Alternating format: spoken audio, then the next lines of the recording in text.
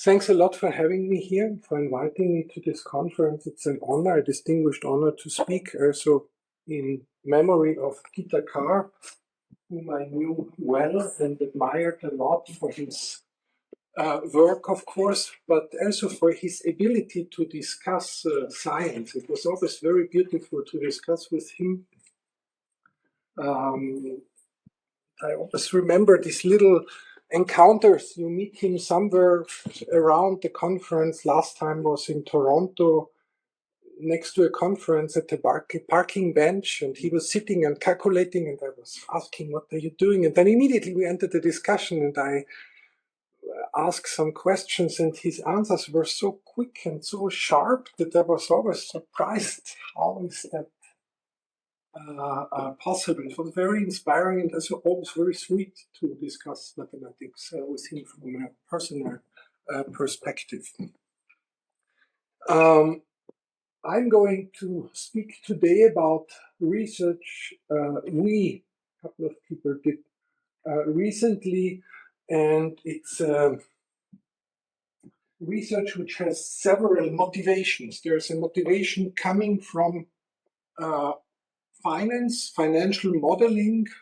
Why models where you have characteristics of the involved processes which are path dependent, why they are actually interesting to consider and in some sense universal to consider.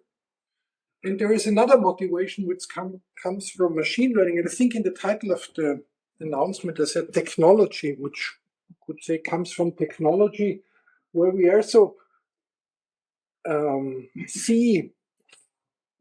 experience successes of path-dependent modeling. The most important example, and an example everybody knows nowadays, does currently not come from finance, but rather from machine learning. This is large language models. When you look at large language models from the perspective of statistics or probability theory, then we are having a model which has characteristics with a strong and long path dependence. So these are from the classical Markovian perspective models which are not written in a Markovian way, that you say you have a state space and then the transition probabilities depend on the state and you have a certain law which is depending on the state. You rather have this law, this conditional law for future evolution of the system, but the law depends on, in large language models we say context, in finance we say path, or has a path dependence. Now I want to give an argument why those models actually have a universal nature and why it is sometimes very interesting to consider them and also very efficient. And the argument which I give is actually going back to old work, more or almost 50-year-old work, which was developed in the field of dynamical systems, partially observed dynamical systems. And the first motivation I show is actually something illustrative, where you see what is actually meant, and then I try to develop that within the field of stochastic modeling. And let me first go here to this little piece of code. It is just an illustrative example. So here we have a classical Markovian time homogeneous deterministic model, the Lorentz system of meteorology. You know that it's a good example for chaotic behavior. You know we have there a so-called strange attractor, the Lorentz attractor. So you start somewhere in this three-dimensional space, this differential equation, and then you end up quickly in this object which is shown here, you cannot precisely say where you end. This is the chaotic behavior, but you know that you will end up in this three-dimensional strange attractor very quickly. And from a numerical perspective, this explains a little bit this difference between climate and weather. The weather would be the current state where you are. This is difficult to predict. Climate is this overall three-dimensional object. This is relatively easy to describe.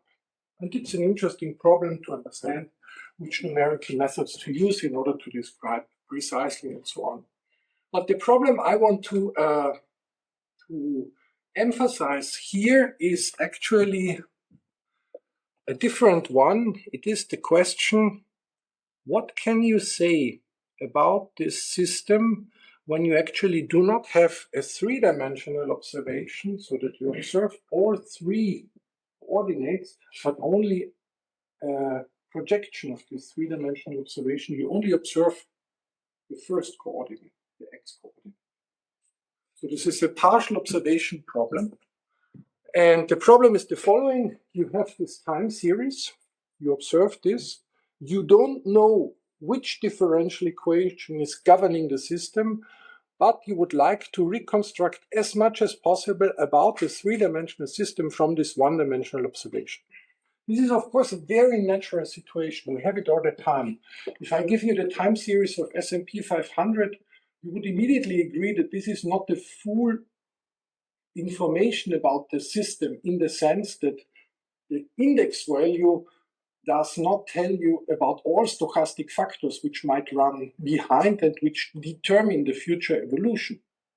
So in that sense, that we have partial information is something very, very natural and appears all the time in all sorts of applications. All robots in machine learning run on partial information. Algorithms, many algorithms in finance are in algorithms where you use partial information optimally in order to make some decisions. So this is a very generic question. And here the question is, can we say something about the three-dimensional dynamics from a one-dimensional observation? And the surprising answer is, and I show it now in here illustratively, coming from an old technique which is called delay embedding. What is a delay embedding? Delay embedding is the following, that you say, I observe this one-dimensional object, which is the value of the x-coordinate of the particle, but I add to this observation the value a tick before, the value a tick before, and so on. So you create out of this one-dimensional observation actually a vector-valued observation. In this case, I do this now. I think I take a time window of 20 values back, and then I make a singular value decomposition. I look out of these 20 values what are the most important ones, and I look at this linear combination of these 20 values. This is a certain linear combination you get from a singular value decomposition, and then I get three important ones, and I draw these three important ones over time. But you see, actually, you recover only by working with this one-dimensional observation, the three-dimensional attractor. So the three-dimensional attractor is sitting in the past of the observation if you are making this delay embedding, taking a window, then looking what are the most important movements in that window, and you get three most important dimensions of that movement, and then you draw it so you have it there. This, of course, raises the question, when is that true? Is this a specific property of the Lorentz system, or has this a general background, this problem? So this is like writing a one-dimensional dynamical system in n variables as a n-dimensional in one variable, right?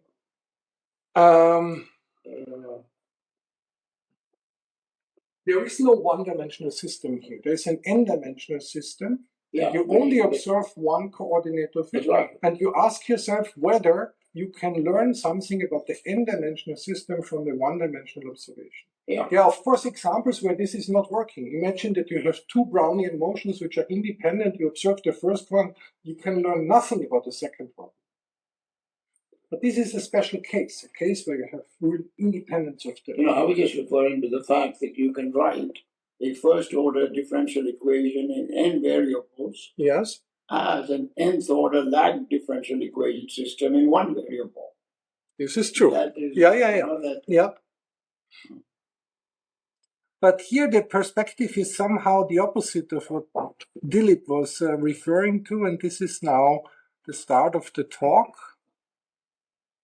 So let me just jump to this first. I would like to present this perspective of a theorem which refers to Tachens theorem. This is named after the Dutch mathematician Floris Tachens. Then I want to present some aspects on how you actually do path-dependent modeling, and I would like to develop it more from a mathematical perspective, how these network architectures are deduced, and this is related to invariant theory. And finally, I want to make a statement about the so-called universal time series generator, which uses the insights from the first two parts of the talk.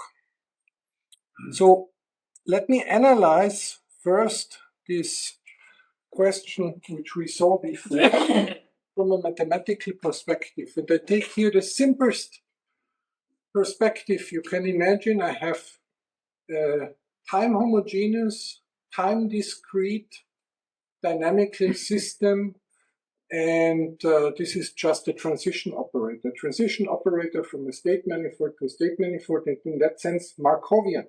So I just have this transition operator of dimension little m.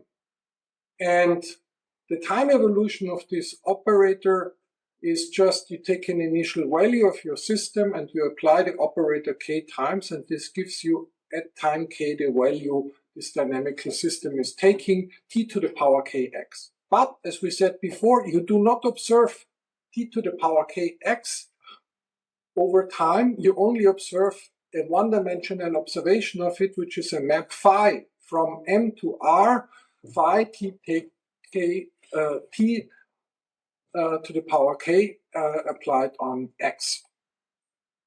And well, this is the information what we have, and the question is, what can we deduce about the system having this information? Yeah. So we don't have here a one-dimensional dynamical system, apparently, because on R, or on the subset of R, which is taken by these observations, you do not have a system a priori which only depends on the value you observe. It is an n-dimensional or m-dimensional system, and you have this one-dimensional projection. And what Floris Tachens observed is the following, that actually when you are considering this system and you take this window of observation, so you do not only take the value at time k, you also take the value at time k minus 1 and until you go back a window of length 2m plus 1. M is the dimension of the manifold, so you go back 2m plus 1 points. You consider this window, then what Floris Tachens observed, that under so-called generic conditions on T, the transition operator, and phi, the observation, this map, the map from the initial value to the window of observations, is actually injective, so-called embedding, because it is from a compact manifold and going into a r to the power 2m plus 1, and since it is obviously continuous by assumption, it is actually a homomorphism and embeds the manifold into this numerical model r to the power 2m plus 1. So this simple observation just means that you have another representation of your dynamic system. One representation is in M. M is something actually you don't know, but there is another representation in this space of window observations, so in R to the power 2m plus 1. And you have an invertible map, so you can look at the dynamic system on this embedded set. And there, the dynamical system looks relatively simple in the sense that it is just take the window observation, shift it to the left, so it's a shift to the left, and generate the rightmost point by a map capital G, which has to exist due to invertibility. And this is a map which depends on the path. This is what we call a path-dependent dynamics. And so the dynamics is very simple. You have either shift, or in this last coordinate, you are just saying this is a map of the past of this observation. So this is the simple statement, Floris-Ducken's proof. The proof is, of course, depending on this little word which I have here, generic. What does that mean, generic? And this should not make you afraid. This is just referring to something you have learned in your first years of calculus. You remember there were complete metric spaces and the so-called meager sets. And the opposite of meager sets, non-meager sets, these are usually referring to generic objects. So you can think of open, dense subsets of certain metric spaces. Good. This is what he proved, and this is related also to, when you look at the proof, to embedding theorem, which exists for abstract manifolds, which goes back to Whitney in the 30s, the famous American geometer and analyst Whitney. So you prove it similar somehow as the Whitney embedding theorem. So what is the meaning of this statement of this surprising result? It just says any Markovian dynamics has a representation if the Markovian dynamics is running, compact manifold has a representation as a subset of R to the power 2m plus 1. M is the dimension of the manifold. And there the representation is just the shift dynamics. And you write down the shift dynamics in the following way. You take a point out of this representative space, y0 up to y2m, and the transition operator just shifts this to the left, and there is a map G existing which calculates the last point by just this path dependence. So that's you could say it's a sort of normal form. But when you think about it, what that means, what we just prove here is that an observation which appears to be partial or incomplete actually is sufficient to learn these dynamics, because you only have to learn the map capital G, and this is something you can learn by observing for a long enough time this partial observation. And this is something which creates an equivalent dynamics. So this tells you something about the dynamics which you did not see actually. So this dynamics is equivalent to dynamics before, but only depends on the partial observation. In the generic sense, this explains the phenomenon for the Lorentz system. It explains that looking at this observation window, you find the attractor in this observation window, even though you did not see the three-dimensional dynamics. That you don't know. It is interesting then to ask, what is the world like if I'm in a world in which there is no such G? Then you have dynamics, or you are observing dynamics which are in a strong sense independent, or not talking about each other, not connected with each other. Like Epicure describes religion. He says there are gods, but they are not interested in us. We are somewhere, and you can by no means observe them.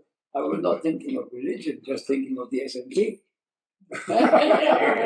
I just gave an example. I just gave a philosophical example. Yeah, there you get partial information. Tells you actually, if you observe it long enough, full information about the idea. So in that sense, it's not new. So it's a surprising result, and it's actually often used in technology, that you have path-dependent modeling with this. Sometimes people call it as a delay dynamics, and that this actually models dynamics on a high-dimensional space, which you often don't know.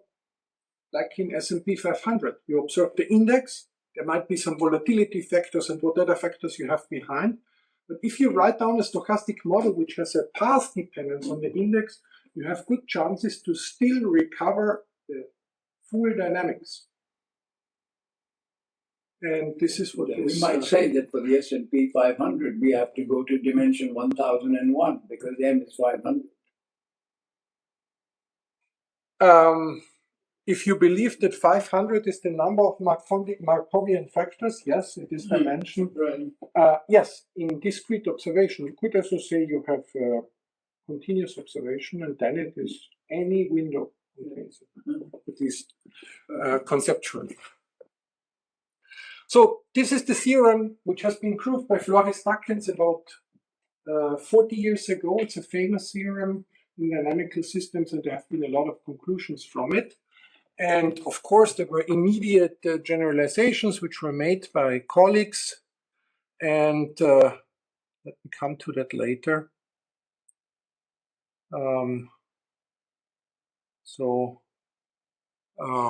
I need now a somehow precise formulation of it, and then I'll show you how these generalizations look like. So let us first precisely formulate this Duckens theorem. The precise formulation is the following. The map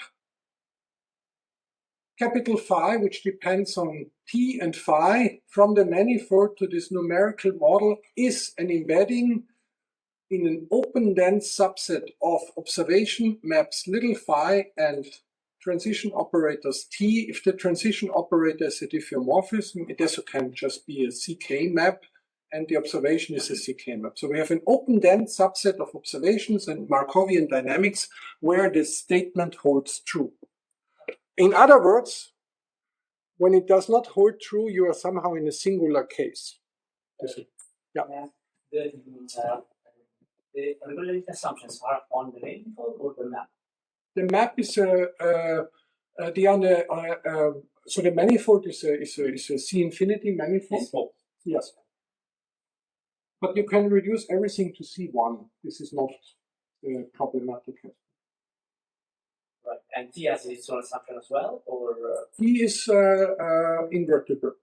It's an invertible transition operator. Diffeomorphism.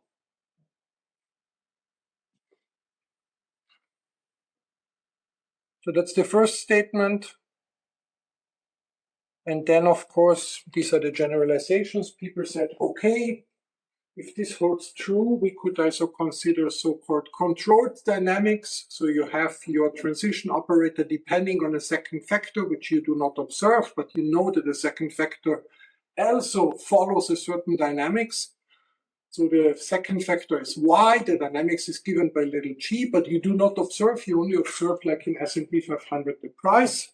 And still, if the second factor exists, you can make a delay embedding with this 2 now number of dimensions in M plus number of factors, 2m plus n plus 1 dimensional setting, under some additional technical assumptions. If you only observe the movement of, let's say, the index. So this is this more general statement.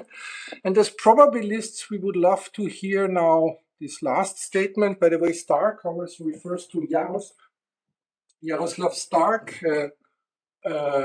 mathematician at the Imperial College who unfortunately died prematurely, and he proved then the third statement. This is the stochastic statement.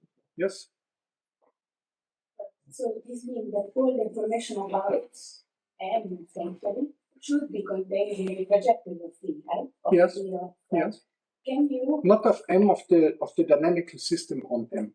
Yes. Yes.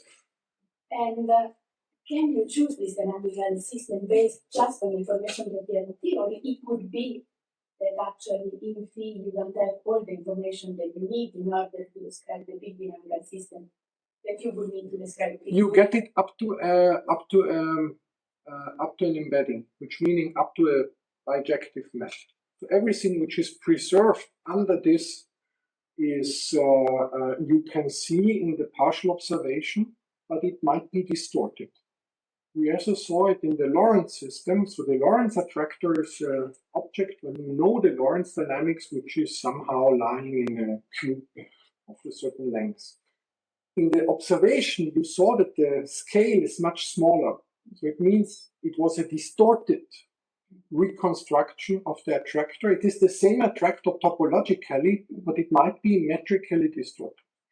My question was, so at the end, can you construct this big process out of phi? So it's a true assumption that such big. Yes, you can construct it, but up to equivalence map. So up to a homeomorphism, you can construct it. It might not be the metric reconstruction. This is impossible because you don't know if the additional factors are large or small. You only know they are there and they influence the dynamics, and you see it somehow in the window. Up to a distance. But from our perspective, it's not so important how the big dynamics look like. It's more important to understand that there is a delay dynamics on the observation, which allows you to write something down for the observation. Good. But here there is now some people say no-go theorem telling the following. If you replace the control Y, which before was running in a dynamical way, by just samples of independent random variables, you also get an embedding theorem. The samples are written here omega 0 up to omega d minus 1. You get an embedding theorem, but the problem is that the embedding is a random embedding, which is almost surely an embedding. But in order to reconstruct the dynamics of the observation, you need to know the values of little omega. So you need to know which type of stochasticity has been injected in the system. And usually when you observe a dynamical system, you don't know what is that. For instance, when you observe S&P 500, you know that there is some stochasticity injected, but is this now coming from a Brownian motion, from 2 Brownian motions, from 7 Brownian motions, or even additionally maybe from a jump process? You can analyze that, but you will not get a definitive answer on this question.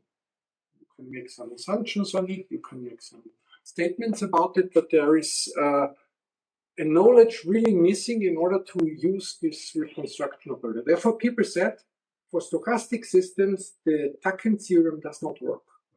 It does not allow because you need to know this omega i's. What is the D? The D is this length of the window of observation. So I need a window of length D, but here you also need to know the stochastics which has been injected on that window, and this you don't know. Yes, I'm wondering of the relationship between D and the M. Usually the D is 2m plus 1. Oh, this is always Yeah, this is always okay. Yeah. Also here it would be the statement, but you need an additional information which you usually don't have. This is a little bit of a no-go state. And therefore, Teichmann theorem is something which is in a stochastic world often not applied, and also not considered, because you say, well, you cannot have this delay representation, this delay equation representation, if your transition operator which you need in the delay equation actually depends on something which you do not really have in the observation. Yeah. This makes it less. But if you have your omega being IID, then you get some information. You have some information, but you don't have the values. You need the values of the IID which has been injected. But you might try to just infer the law of the thing rather than the position. True, but the law does not help you to get this operator. You need the object in order to write it down. Good. Still, in our world of modeling, mathematical finance modeling, we very often do not have discrete time, we have continuous time processes, which is a slight deviation from the Taken setting, and we often have these diffusion processes. And for diffusion processes, there is a particularity which we all know and which plays in our favor if we allow for continuous observations or high frequency observations, as we see in finance. What is playing in our favor? It's the following thing. Imagine we have this dynamics. I take here this technical assumption, but I assume that I have a compact state space. So I have a compact submanifold of R to the power n. And there I have a Markovian dynamics, and as Philippe before said, this might be a very high dimensional dynamics in the thousands, all sorts of factors, but we observe only part of it, namely a projection of it. It might not even be a linear one, it might be a nonlinear function which we observe from this high dimensional Markovian dynamics. And what is playing in our favor, what I was mentioning before, is in the case of stochastic analysis, we know that along a continuously observed trajectory, we are able to deduce information about the instantaneous covariance. Everybody knows in finance about the drift. You cannot say much from short or high frequency observations, but from high frequency observations, you get very good estimators for the instantaneous volatility correlations. And mathematically speaking, the statement is the following, that the quadratic covariation of a stochastic process is actually almost surely defined pathwise. And if you have the quadratic covariation, and you know that it comes from a diffusion, you take the derivative with respect to time gives you the instantaneous covariation, then you make this more not so innocent assumption, but it is a possible assumption that this is an invertible matrix, and you apply the square root of this invertible matrix to X, and then you obtain something what everybody knows in finance. You get the normalized decorrelated returns. And they are close siblings. They are not the same, but very close siblings to the Brownian motion. And actually, you can write the dynamics of the whole system just as a dynamics which is in law the same as the one driven by the normalized decorrelated returns. So you have a chance to reconstruct the omegas really by value, or to take a sibling of it, something which does the same job. So this is a specificity of diffusions. You cannot do that with a discrete process. If you have a discrete process, and I ask you what is the stochasticity which has been injected, if you have a gauge process, you cannot say that. But if you have continuous processes, you can create a Brownian motion out of the observation, at least in a limiting procedure. Yeah, but in time series analysis, people do inversion of ARMA into solid linear structure. Yeah. But they do inversions of They do inversions of that, yes, but there you have very strong assumptions. Here it's somehow a generic assumption, nonlinear, and still it works. Right. I just say this is this infinitesimal nature of Ito calculus and the almost sure existence of the quadratic covariation, which plays there in our favor. So, and this allows, of course, to say, okay, we should be able to write a Teichmann theorem for this setting. And I was long searching now for a good formulation of this Teichmann theorem, and I could have written down it in a very similar way as before. So you reconstruct, you write your dynamics in law in another way, and then you get an embedding. But I found a somehow nicer formulation, which is from a perspective of stochastic analysis, very natural. You can ask, what is the information in the observation process, phi x? And what we just say is that up to some, so it should be the same information as in the whole system. And in stochastic analysis, we have a very nice way how to express that. The filtration has to be the same, which is generated. And the statement is now the following. Under generic conditions on the vector fields and on the observation, actually the filtrations are the same. That's the same of formulation as Teichmann theorem. And we know that also. When you look at one example we all have in mind, let's say the Heston model. The Heston model, you observe only the first coordinate, which is the price, but you know there's a second coordinate, the stochastic variance. Then of course, by just observing y, you can calculate the quadratic covariation of y. You obtain the quadratic covariation is the integral of v. With respect to time, you take a derivative of it. This is perfectly in the filtration generated by y. And then you have the v, the second coordinate, and that's it. So the information is actually the same which you are generating here in this system. And here you see it in a somehow nice way, and this is this formulation of the Teichmann theorem here. And what you actually have to do is you have to play with quadratic covariations and derivatives and covariations and derivatives, and then genericity tells that at some point this map will actually be invertible. And this one can prove this is the way how you show it. So it's not only that stochastic analysis allows here to write a somehow simpler formulation, also the proof is somehow very stochastic analysis inspired and gives a nice formulation of this type of theorem. So now path-dependent modeling just means you have this observation phi of x, and you can write a stochastic decomposition of the distribution of phi x by just taking, I should have written a t on the left side, by just taking characteristics which are path dependent. So they depend on the observation from 0 to little t, and the volatilities are also path dependent with respect to some Brownian motion you might be able also to construct out of the observation. So that's the final statement which we get out of this consideration.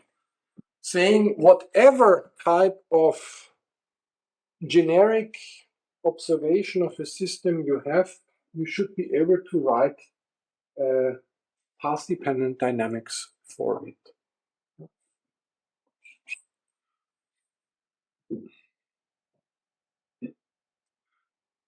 Now let me return to a slide which I left out before. This was this slide here.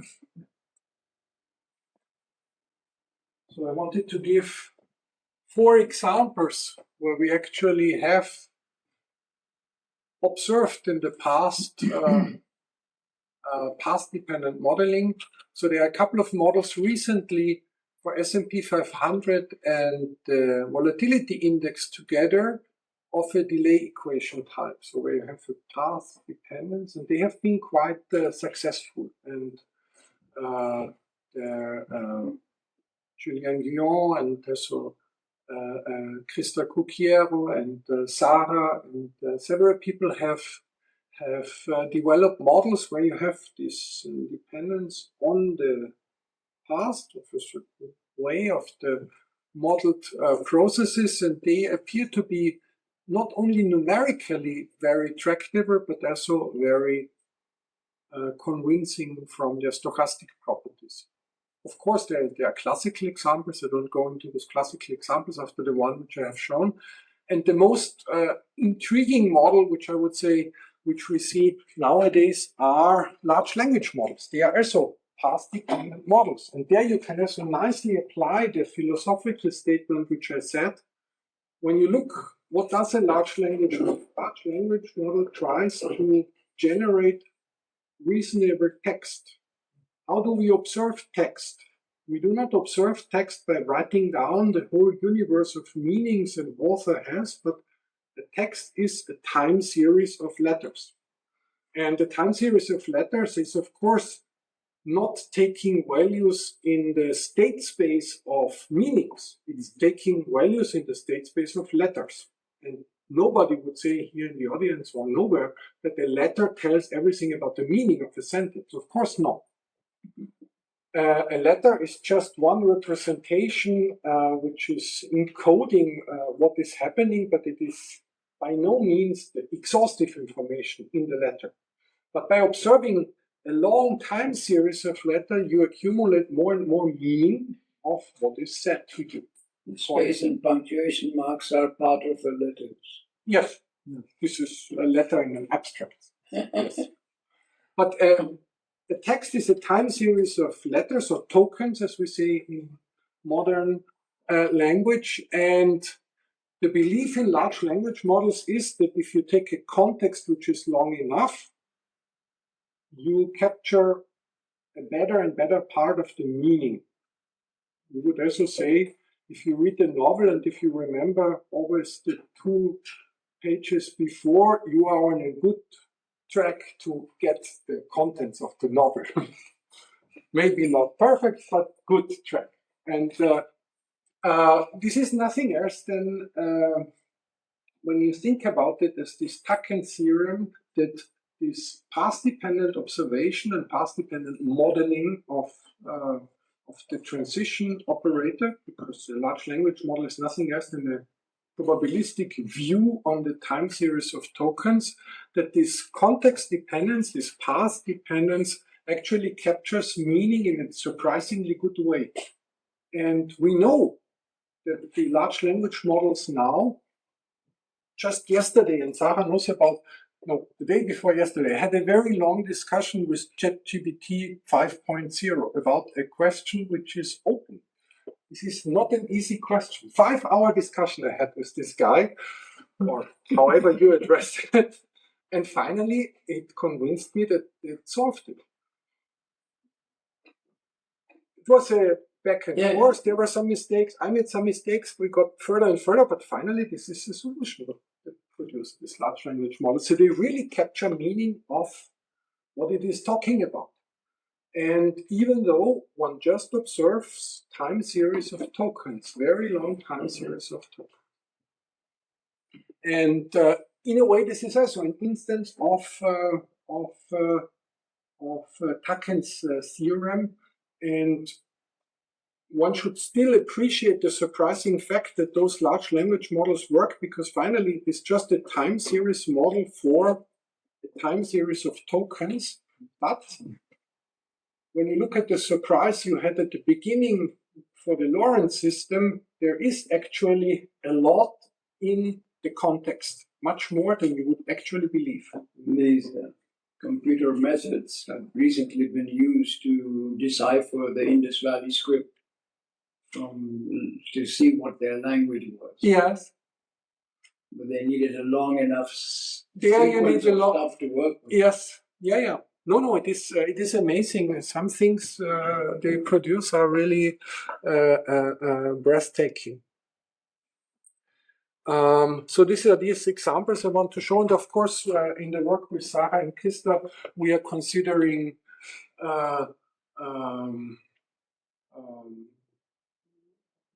signature SDEs, so where you have a path dependent which is modeled by signatures, and this is somehow a nice way how to write down these path dependencies.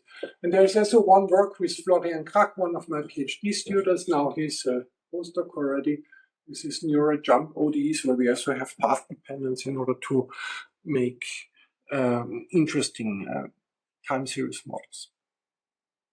So allow me in the last 5 minutes, or maybe 7 minutes, to say a little word about something which I found recently very interesting and which intrigued me a lot.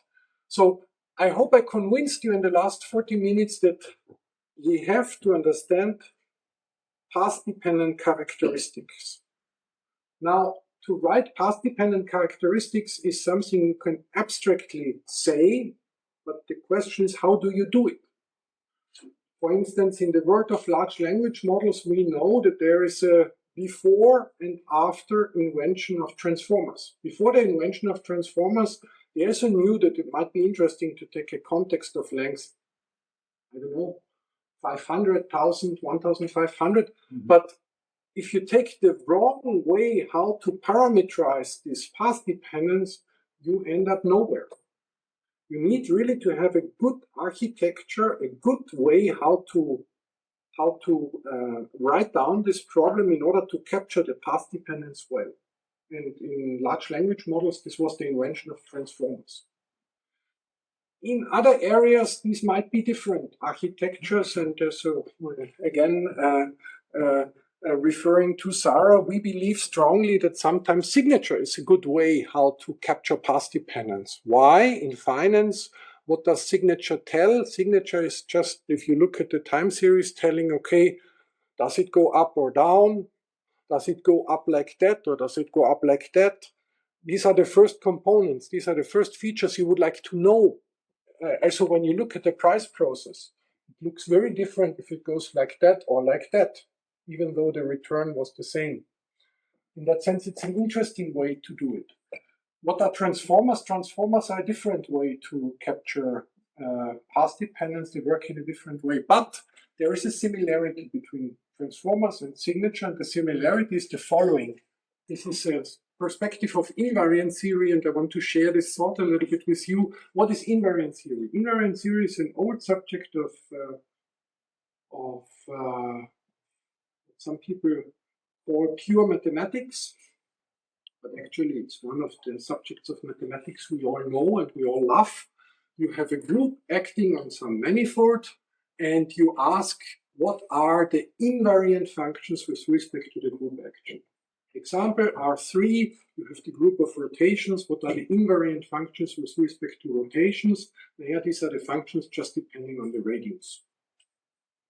And this is a famous question asked by Hilbert more than 100 years ago. Characterize in certain instances, so linear group actions on Rn, the invariant functions. And I will tell you in a second what it has to do with us, but let me first formulate this main theorem, which goes back to Hilbert and had many generalizations in the past. So Hilbert asked, what are the invariant polynomials with respect to a Lie group action on a finite dimensional vector space M? And the statement was that there is a finite set of invariant polynomials, and every other invariant polynomial can be written as a polynomial of those invariant polynomials. So like in the case of rotations, there is only one invariant polynomial. This is the radius square, x1 square plus x2 square up to xn square. And every other invariant polynomial with respect to rotations can be written as a polynomial of the radius square. Before I said it depends on the radius, but actually it depends in a polynomial way on the radius square. There's something to prove. And well, this has an extension to formal power series. This has an extension to smooth functions. This theorem is much more complicated. I don't know if Dilip, you know Gerhard Schwarz, famous American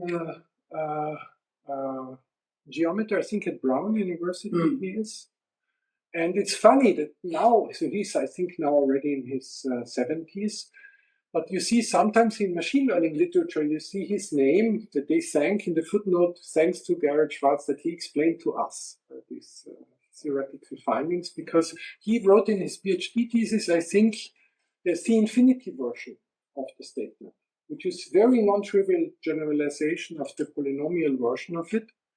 And why do I tell this story to you? What is the relationship to machine learning and why is Gerhard Schwarz quoted in machine learning? Naja, you should consider it the following way.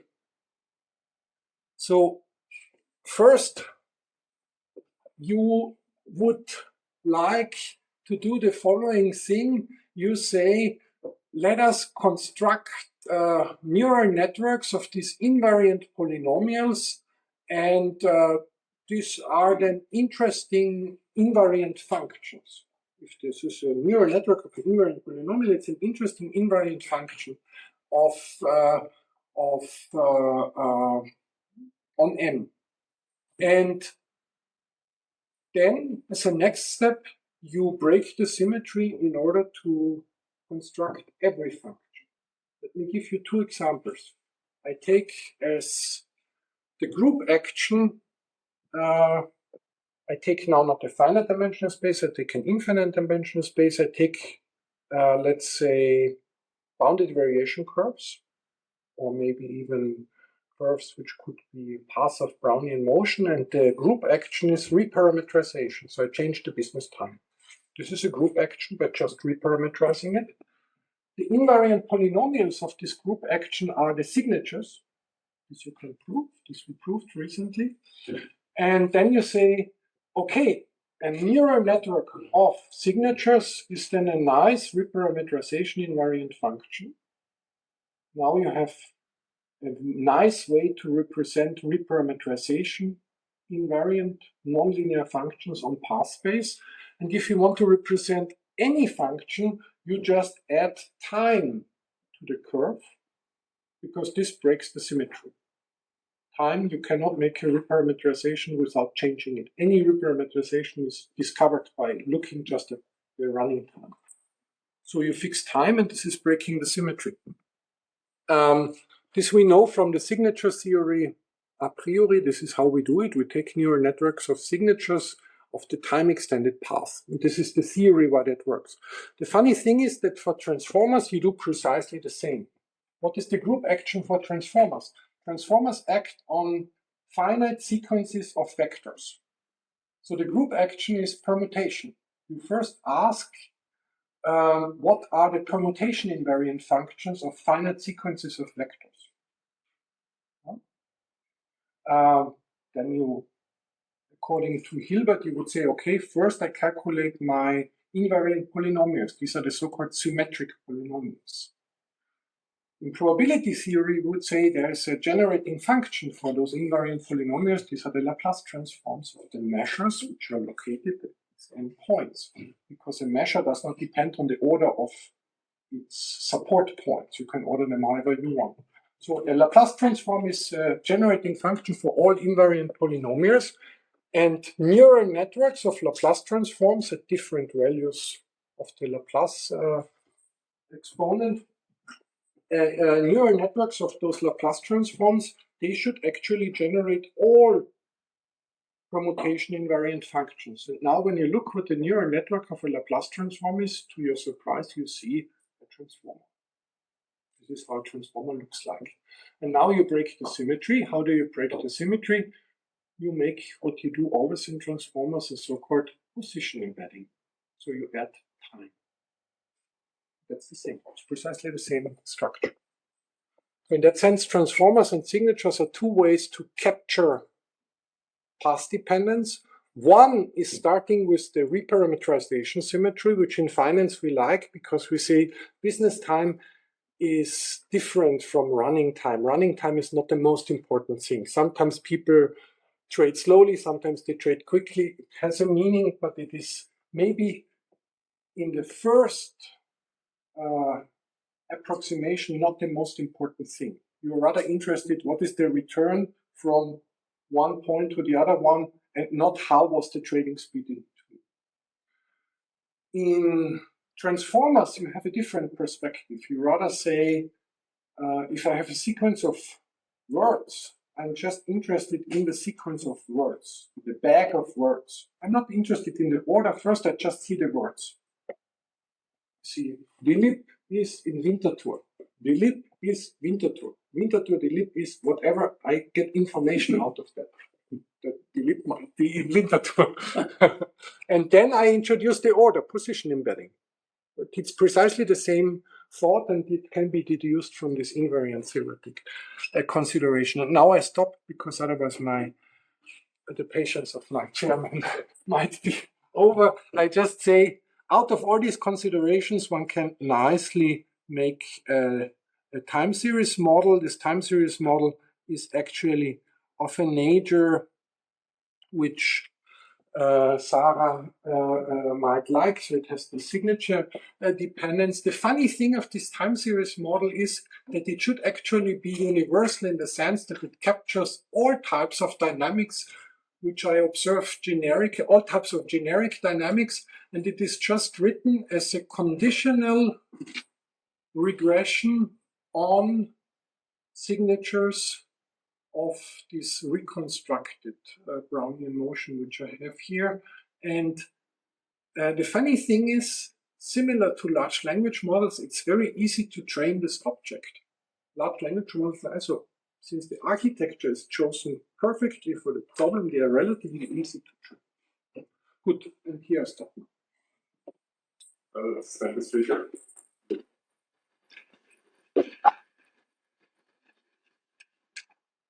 Other questions?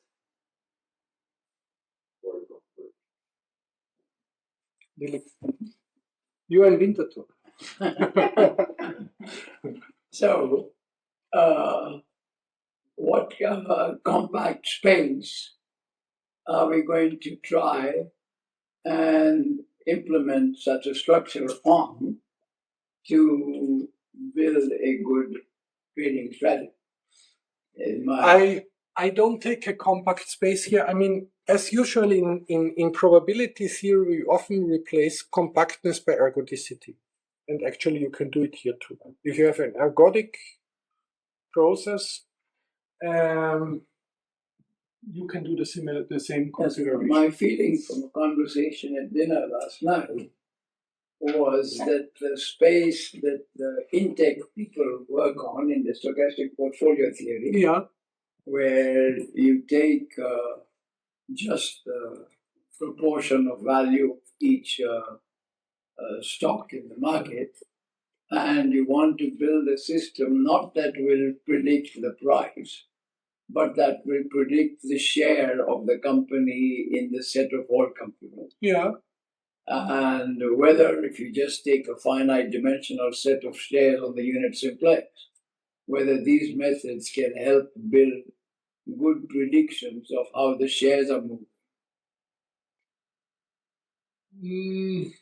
And that's a slightly different question, but usually they need, of course, an ergodicity assumption that their conclusions remain true. The ergodicity is coming because, like the stochastic portfolio theory, is relying on the fact that the shares will never approach the edges of the simplex. Absolutely. Right? Yeah. So these are the assumptions which you stay a little bit away.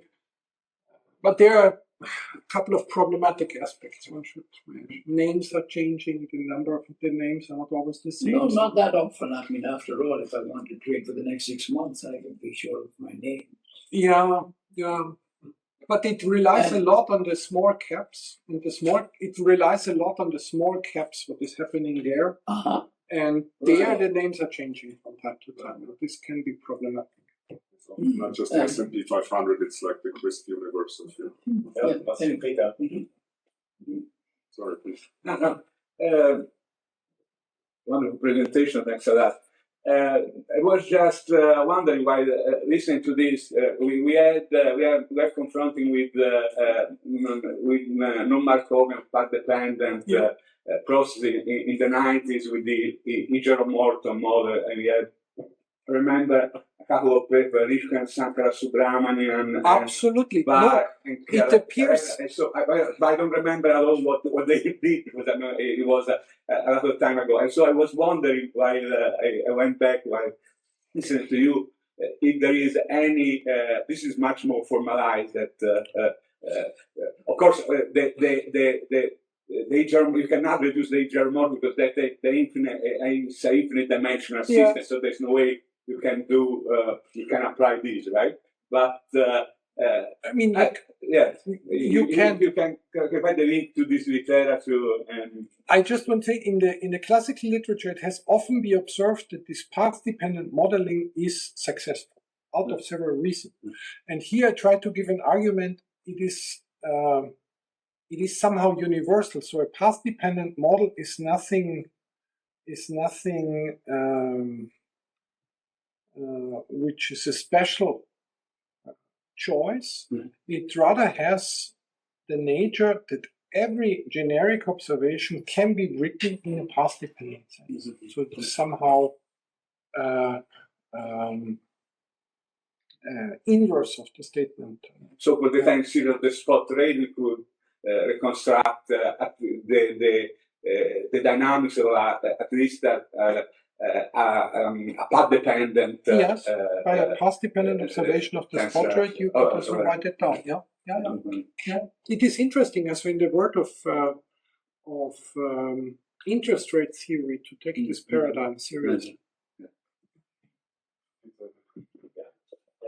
Actually, can you apply this also to the wave function in quantum mechanics? I